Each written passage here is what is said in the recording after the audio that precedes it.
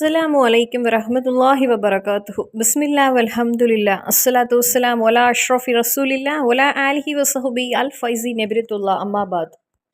எனக்கு 100% நம்பிக்கையான ஒரு விஷயம், உறுதியான ஒரு விஷயம், நான் சொல்லித் தரக்கூடிய இந்த ஒரு துவாவை உங்களுடைய வாழ்க்கையில் நீங்கள் கண்டிப்பாக பயன்படுத்துவீங்க என்பதை.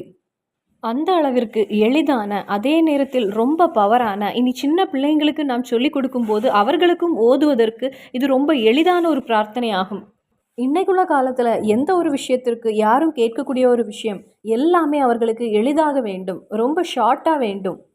காரணம், எதை செய்வதற்கும் யாருக்குமே எந்த ஒரு நேரமும் இல்லாமல் போய்விட்டது, நேரம் கிடைக்காமல் போகிறது. ஆனா அதே நேரத்தில் இந்த ஒரு காலத்துல வாழக்கூடிய நமக்கு நமது ஆசைகளையும் தேவைகளையும் ஒன்று நிறைவேற்றி எடுப்பதற்கு ரொம்ப பவரான ஒரு பிரார்த்தனையாகும் இது. குறைந்த நேரத்தில் நமக்கு ஓதி முடித்து விடலாம். நொடிகளில் நாம் ஓதி முடிக்கவும் செய்யலாம். அதேபோல் நமது தேவைகளை மிக விரைவாக நாம் பூர்த்தி செய்து விடலாம். இதேபோல் நொடிகளில் ஓதி முடித்து விடக்கூடிய திக்ருகளை, துஆக்களை, ஸலவாத்துகளை நமது வாழ்க்கையில் நிசாரமாக நாம் ஓதாமல் இருப்பது நாம் செய்யக்கூடிய ஒரு முட்டாள்தனமாகும். இந்த அளவுக்கு மகத்துவம் இருக்கிறது, சிறப்பு இருக்கிறது, அதிக எடையுள்ள பிரார்த்தனை, அதுவும் நொடிகளிலே நாம் ஓதி முடித்து விடலாம் என்பதை தெரிந்தும் நமது வாழ்க்கையில் நாம் ஓதாமல் இருக்கும்போது அது புத்தி இல்லாத ஒரு மனிதர் என்றே நாம் கூற முடியும். சில விஷயங்கள் எல்லாம் நமது வாழ்க்கையில் நாம் ரொம்ப ரிஸ்க் எடுத்து செய்யக்கூடிய விஷயங்களாக இருக்கும், ரொம்ப சிரமப்பட்டு செய்யக்கூடிய விஷயங்களாக இருக்கும்.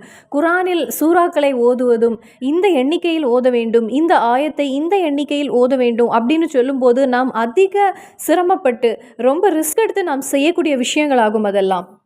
அந்த இடத்திலும் சில பிரார்த்தனைகளுக்கு அதனுடைய பிரதிபலன் கொஞ்சம் குறைவாக இருக்கும், ஆனால் சில பிரார்த்தனைகளுக்கு அதனுடைய பிரதிபலன் அதிகமாகவே இருக்கும். அது இதுன்னு இல்ல. எந்த ஒரு விஷயமானாலும் அது அப்படிதான். சிலருக்கு ஒரு பணத்தை உருவாக்குவதற்கு அவ்வளவு சிரமங்கள் இருக்காது. சிலருக்கு அந்த பணத்தை உருவாக்குவதற்கு சிறிய தொகையா இருந்தாலும் அவர்களுக்கு ரொம்ப கடினமானதாக அது இருக்கும். காரணம், அதற்குள்ள ஒரு குறுக்கு வழியை அவர்கள் கண்டுபிடித்திருப்பார்கள். அவர்களுக்கு எப்படி மற்றவர்களோடு நடந்து கொள்ள வேண்டும், அவர்களுக்கு எந்த ப்ராடக்ட்டை கொடுக்க வேண்டும் அப்படிங்கிற நிறைய விஷயங்களை அவர்கள் படித்திருப்பாங்க. அந்த ஒரு குறுக்கு வழியில அவர்கள் அதிகம் சம்பாதிக்கக்கூடியவர்களாகவும் இருப்பாங்க. அதுவும் நான் இங்க சொல்லக்கூடியது ஹலாலான வழியில் அல்லாமல் ஹராமான வழி இல்ல. ஹராமான வழின்னு சொல்லும்போது, இந்த கஞ்சா, போதைப் பொருள் இதன் மூலமாகவும் அதிகமாக சம்பாதிக்கிறாங்க. ஆனா அதெல்லாம் ஹராமான, இஸ்லாம் எதிர்த்த காரியங்களாகும். அதை விட்டுவிட்டு நாம் பிசினஸ்லயே அதிக லாபத்தை நாம் பெற்றுக்கொண்டு அந்த வழியில் சம்பாதிக்கக்கூடியவர்களும் ஏராளமான பேர் இருக்கிறாங்க. ஏனென்றால் வியாபாரத்தில் லாபம் என்பது ஹலாலான ஒரு விஷயம்தான். ஆனால் சிலர் நினைக்கக்கூடிய விஷயம், நாம் அதிகமாக லாபம் வியாபாரத்தில் எடுக்கும்போது அது எப்படி ஹலாலானதாகும் என்று. வியாபாரத்தில் நாம் அதிகமாக லாபம் எடுத்தாலும் அதுவும் ஹலாலான ஒரு விஷயம்தான். உதாரணத்திற்கு நாம் ஒரு ஷாப் வைத்திருக்கிறோம். அதே போலவே வேற ஒரு ஷாப் அதற்கு பக்கத்திலேயே இருக்கிறது.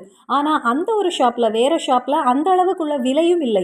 ஆனாலும் அதிக விலையுள்ள நமது கடையை தேடி மக்கள் வருகிறாங்க என்றால், ஒருவேளை நமது நடவடிக்கை, நமது அந்த குணம் அவர்களுக்கு பிடித்திருக்கலாம். அல்லது நமது ப்ராடக்ட் அந்த குவாலிட்டி அவர்களுக்கு நல்ல விதமாக அவர்களுடைய கண்ணில் அது தெரியலாம். நல்ல ஒரு குவாலிட்டியாக இருக்கலாம். அதை உணர்ந்துதான் மக்கள் நம்மிடத்தில் வருவது. இதுதான் ஒவ்வொரு மனிதருடைய வெற்றியின் ரகசியமாகும்.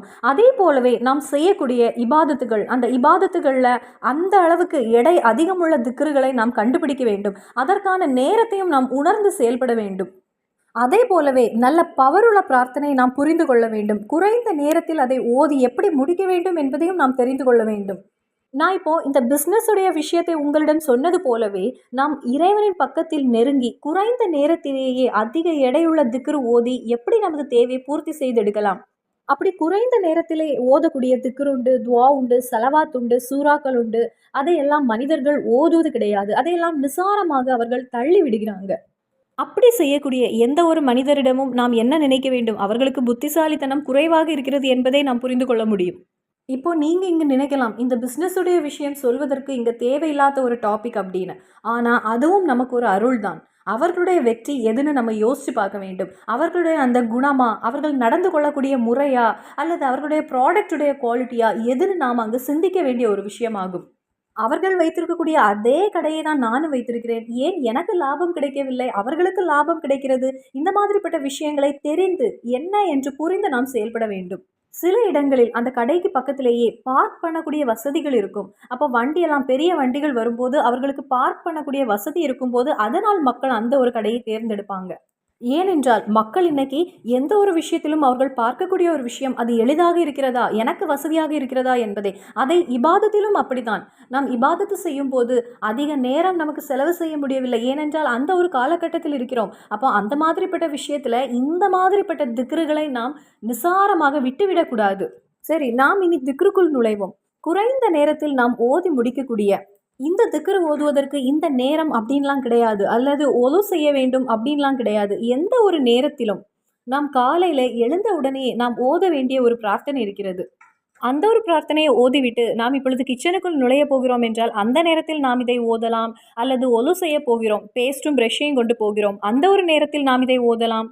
ஆனால் எந்த ஒரு மூமீனும், எந்த ஒரு இறை நம்பிக்கையாளரும், எந்த ஒரு இஸ்லாமியரும் கண்டிப்பாக இந்த பிரார்த்தனை நாம் ஓத வேண்டும். இதை நாம் ஓதினால் அளவில்லாத பரக்கத்தும் நிஅமத்தும் செல்வங்களும் இந்த துனியாவிலேயே நம்மை தேடி வரும். இனி இந்த துனியாவோடு முடிந்து விடவில்லை. நாளை ஆகிரத்திலும் இது நமக்கு உதவியாக இருக்கும். இது நமக்கு ஒரு நண்பனாக அங்கு வந்து நிற்கும். நாம் இந்த பிரார்த்தனையை காலையில் ஓதும் போது நமக்கு என்னெல்லாம் தேவையோ அதை நமது மனதில் நாம் வைத்துக்கொள்ள வேண்டும். நாம் அந்த ஒரு செகண்டை செலவு செய்யக்கூடிய அந்த நேரத்தில் நாம் எதற்கு வேண்டி செலவு செய்கிறோம், எதை நினைத்து எந்த தேவை நமக்கு இருக்கிறதோ அதெல்லாம் நமது மனதில் நாம் கொண்டு வர வேண்டும்.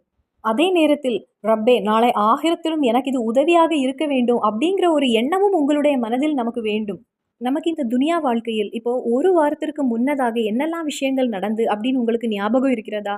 நமக்கு ஏதாவது ஒரு சின்ன சின்ன விஷயங்கள், இத்தனை வருஷம் நாம் வாழ்கின்றோம், ஏதாவது ஒரு சின்ன சின்ன விஷயங்கள் நமது வாழ்க்கையில் ஞாபகங்கள் இருக்கும். அதல்லாமல் இந்த துனியாவில் இவ்வளவு நாட்கள் வாழ்ந்த எல்லா விஷயங்களும் நமது ஞாபகத்தில் எப்பொழுதும் வருகின்றதா? இனி நாம் ஒரு 90 வயசு வரை வாழ்ந்தா கூட அந்த 90வது வயசில் நல்ல ஒரு சக்தியோடு நல்ல ஞாபகத்தோடு இருந்தால் கூட நாம் முன்னாடி வாழ்ந்த அந்த காலகட்டத்தை பற்றி யோசிக்கும் போது நமக்கு அதிக அளவில் எந்த ஒரு ஞாபகமும் நம்மிடத்தில் இருக்காது. நாம் வாழ்ந்த அந்த ஒரு வாழ்க்கை கொஞ்ச நேரம் வாழ்ந்தது போல தான் நமக்கு தோன்றும். அதுதான் இந்த துனியா வாழ்க்கை. அவ்வளவுதான் இந்த துனியா வாழ்க்கை என்பது.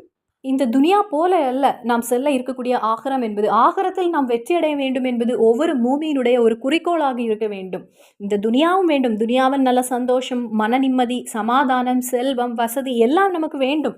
அதற்கு கூடவே ஒரு மூமீன் என்பவன் ஆகிரத்திலும் வெற்றி அடைய வேண்டும். அப்ப நான் சொல்லக்கூடியது துனியாவும் வேண்டும், நாளை ஆகிரமும் வேண்டும் என்பதுதான் நான் இந்த இடத்தில் உங்களிடம் கூறுகின்றேன். அப்போ இந்த திக்ரு துனியாவிலும் நாளை செல்ல இருக்கின்ற அந்த ஆகிரத்திலும் அதிகமான பிரதிபலனை கொண்டு சேர்க்கக்கூடிய ஒரு திக்ராகும். நாம் செல்லக்கூடிய அந்த ஆகிரத்தில் நமக்கு பல பலன்களும் காத்திருக்கின்றது. இதனை ஒரு திக்ராகவும் சிலர் ஓதுகிறாங்க. ஆனால் நான் இந்த இடத்தில் உங்களிடத்தில் துவாவாக தான் கூறுகின்றேன். காலையில் நாம் எழுந்த உடனே ஒது செய்ய வேண்டும்னோ அல்லது கைகளை உயர்த்த வேண்டும்னோ அப்படி எதுவுமே கிடையாது. இனி நமக்கு ஒரு ஆசை இருந்துச்சுன்னா, ஏதாவது ஒரு ஆசை இருந்துச்சுன்னா அது கடனாக இருக்கும். சிலவங்களுக்கு ஜப்தி நோட்டீஸ் வர வந்து நிற்கும். இனி ஒரு குழந்தை இல்லாமல் இருக்கக்கூடியவங்களுக்கு, அதே போல் பிஸ்னஸில் அதிக லாபம் கிடைக்காமல் ரொம்ப நஷ்டத்தில் போய்கொண்டு இருக்கும். இனி எப்படி என்னுடைய பிள்ளையையும் மனைவியையும் நான் பார்ப்பேன் அப்படின்னு ஒரு ஏக்கத்தோடு இருக்கக்கூடியவங்க, அல்லது ஒரு மனைவி என்னுடைய கணவர் என்னையும் என் பிள்ளையையும் இனி எப்படி இந்த எதிர்காலத்தில் என்ன காப்பாற்ற போகிறாங்க அப்படின்னு கவலைப்பட்டு இருக்கின்ற ஒவ்வொரு மனைவியும், இனி அடுத்தவர்களோடு சண்டையில் இருக்கீங்க, ஏதாவது ஒரு பிரச்சனை இருக்கிறது, அந்த பிரச்சனை தீர வேண்டும் அப்படி எந்த ஒரு ஆசையாக இருந்தாலும், எந்த தேவையாக இருந்தாலும், மனதில் இருக்கக்கூடிய எந்த ஒரு கனவாக இருந்தாலும், எந்த ஒரு பெரிய தேவையாக இருந்தாலும் அந்த ஒரு தேவையை மனதில் வைத்துக்கொண்டு நீங்களே ஒரு எண்ணிக்கை வைத்து கொள்ளுங்கள். இந்த ஒரு நேரத்தில் இப்போ ஃபஜ்ருடைய நேரம் என்பது அந்த தஹஜ்ஜுடைய தொழுகையை தொழுதுவிட்டு அந்த நேரம் என்பது, அல்லது ஃபஜ்ருடைய தொழுகைக்கு முன்னாடி உள்ள அந்த நேரம் என்பது அதிக விலை மதிப்புள்ள பிரார்த்தனைக்கு ரொம்ப வேகமாக தீ பரவக்கூடிய வேகத்தில் பதில் கிடைக்கக்கூடிய ஒரு நேரமாகும் அந்த ஃபஜ்ருடைய நேரம், தஹஜ்ஜுடைய நேரம் என்பது. இனி மகரிபுடைய நேரத்திலும் சரி, நீங்கள் ஒரு எண்ணிக்கை வைத்து கொள்ளுங்கள். அந்த எண்ணிக்கையில் வைத்து எந்த ஒரு ஆசையாக இருந்தாலும் இறைவன் கண்டிப்பாக அதை நிறைவேற்றி தருவான் உங்களுக்கு. இனி கணவருக்கு வேலை இல்லை அப்படி ஒரு நிலையாக இருந்தால், இனி சில கணவருக்கு வேலை இருக்கும், ஆனால் அவங்க போகுவதற்கு ஒரு மடியும் ஒரு சோம்பலாக அவங்க இருப்பாங்க. அப்படிப்பட்ட ஒரு கணவராக இருந்தால் ஒவ்வொரு மனைவியும் இதை ஓதிக்கொள்ளுங்கள். அந்த கணவருக்கு நல்ல ஒரு முன்னேற்றத்தை அவர்களிடத்தில் உங்களுக்கு பார்க்க முடியும். அதே போல் ஆண் பிள்ளைகள், அவர்களுக்கு ஒரு வேலை வேண்டும்னு சொல்லி 18 வயசு வரை நல்லா படிக்க வைத்து அந்த உம்மா அப்பா கஷ்டப்பட்டு வளர்த்திருப்பாங்க. எப்படியாவது கஷ்டப்பட்டு ஒரு வேலை கிடைத்திருக்கும். கொஞ்ச நாட்கள் வேலைக்கு போவாங்க. அதன் பின்னர் அவங்க வேலைக்கு போவதற்கு அவங்க அதில் ஒரு தயக்கம் காணிப்பாங்க. வேலைக்கு போகாமல் வீட்டிலே இருக்கக்கூடியவர்கள் பல கனவுகளோடும் பல எதிர்பார்ப்புகளோடும் ஒரு உம்மா அப்பா கல்வியை கொடுத்து நல்ல விதமாக வளர்த்து வரும்போது, இனி ஒரு கல்யாணம் பண்ணி வைக்க வேண்டும் நமது பிள்ளைக்கு அப்படின்னு இருக்கக்கூடிய அந்த ஒரு வயதை அடையும் போது அவர்களுக்கு சம்பாத்தியம் இருக்காது, எதுவுமே இருக்காது. ஒரு பெரிய ஒரு மன வருத்தத்தை தான் அவங்க கொடுத்துருப்பாங்க. அப்படிப்பட்ட பிள்ளைகள் இருந்தால் ஒவ்வொரு உம்மாவும் இதை ஓதினால் போதும். அல்லாஹு தாலா அவர்களுக்கு சந்தோஷத்துடைய எல்லா வாசல்களையும் திறந்து கொடுப்பான். இறைவன் அந்த பிள்ளைகளுக்கு நல்ல ஏற்ற வேலைகளை அல்லாஹு தாலா அமைத்து கொடுப்பான். ஒரு முறை ஆயிஷா பீவி ரலியல்லாஹு தாலா அன்ஹா அவர்களுடைய அருகில் ஒரு பெண்மணி ரொம்ப வேதனையோடு வந்து சொன்னாங்க, என்னுடைய கணவர் வேலை முடிந்து வீட்டிற்கு வரும்போது அவர்களுடைய முகம் ரொம்ப வாடிய நிலையில் இருக்கிறது. கணவரின் முகத்தில் ஒரு பிரகாசம் இல்லை, ஒரு சந்தோஷம் இல்லை, ஒரு நிம்மதி இல்லை. அவர்களுடைய முகத்தில் ஒரு நிம்மதி வருவதற்கு, ஒரு சந்தோஷம் வருவதற்கு நான் என்ன செய்ய வேண்டும் அப்படின்னு. அந்த நேரத்தில் ஆயிஷா பீவி ரலியல்லாஹு தஆலா அன்ஹா அந்த சகோதரியிடம் கேட்டாங்க, சகோதரி, உங்களுடைய கணவருடைய இந்த நிலைமை வருவதற்கு காரணம் என்ன? உங்கள் கணவருடைய முகத்தில் ஒரு நிம்மதி இல்லாததற்கும் சந்தோஷத்திற்கும் குறைவுக்கும் காரணம் என்ன என்று கேட்டாங்க. அந்த சகோதரி கூறிய பதில், என்னுடைய கணவருடைய வியாபாரத்தில் எந்த ஒரு முன்னேற்றமும் இல்லை, எல்லாமே நஷ்டத்தில் போய்கொண்டிருக்கிறது, எந்த ஒரு உயர்வும் எங்களுக்கு இல்லை. உடனே ஆயிஷா பீவி ரலியல்லாஹு தஆலா அன்ஹா அந்த சகோதரிக்கு கற்றுக் கொடுத்தது, சகோதரி, நீங்கள் இந்த ஒரு திக்ரை நீங்கள் வழக்கமாக்கிக் கொள்ளுங்கள். உங்களுடைய வாழ்க்கையில் இதனை நீங்கள் வழக்கமாக ஓதி வாருங்கள். காலையில் நீங்கள் தஹஜ்ஜுடைய தொழுகைக்கு எழுந்தாலும் சரி, அல்லது ஃபஜ்ருடைய தொழுகைக்கு எழுந்தாலும் சரி, காலையில் எழுந்தவுடன் நாம் ஓதக்கூடிய ஒரு திக்ர் உண்டு. அல்லது அல்ஹம்துலில்லாஹ் என்று கூறிவிட்டு இந்த ஒரு திக்ரை நீங்கள் 17 தடவை அந்த இடத்திலிருந்து எழும்பிய உடனே நீங்கள் ஓதிக்கொள்ளுங்கள். அப்போது அந்த அதிக எடையுள்ள அந்த திக்ர் எதுன்னு பார்ப்போம். ஆயிஷா பீவி ரலியல்லாஹு அன்ஹா அந்த சகோதரிக்கு தன்னுடைய கணவருடைய வியாபாரத்தில் எந்த முன்னேற்றமும் இல்லை, உயர்வில்லை, நஷ்டத்தில் போய்கொண்டிருக்கிறது, கணவருடைய முகத்தில் ஒரு சிரிப்பில்லை, வீட்டில் உயர்வில்லை அப்படின்னு சொன்னபோது அந்த சகோதரிக்கு கற்றுக் கொடுத்த துவா, அந்த துவாவை நம்ம இப்போ பார்ப்போம். சூரத்துல் பகரால 201வது ஆயத்து, ரப்பனா அத்தினா ஃபித்துன்யா ஹஸனத்தன் வஃபில் ஆஹிரத்தி ஹஸனத்தன் வகினா அதாபன்னார். ரப்பனா ஆத்தினா ஃபித்துன்யா ஹஸனத்தன் வஃபில் ஆஹிரத்தி ஹஸனத்தன் வகினா அதாபன்னார். இந்த ஒரு திக்ரை காலையில் நீங்கள் எழுந்தவுடன், ஃபஜ்ருடைய தொழுகைக்கு பின்னர் இல்லை, ஃபஜ்ருக்கு முன் எழுந்தவுடன், நீங்கள் தூக்கத்திலிருந்து எழுந்தவுடன் ஒரு அல்ஹம்துலில்லாஹ் ஓதிக்கொள்ளுங்கள். அதன் பின்பு நீங்கள் இந்த ஒரு திக்ரை 17 தடவை ஓதிக்கொள்ளுங்கள். இந்த ஒரு திக்ரை தான் ஆயிஷா பீவி ரலியல்லாஹு அன்ஹா வேதனையோடு வந்த அந்த சகோதரிக்கு கற்றுக் கொடுத்த துவா.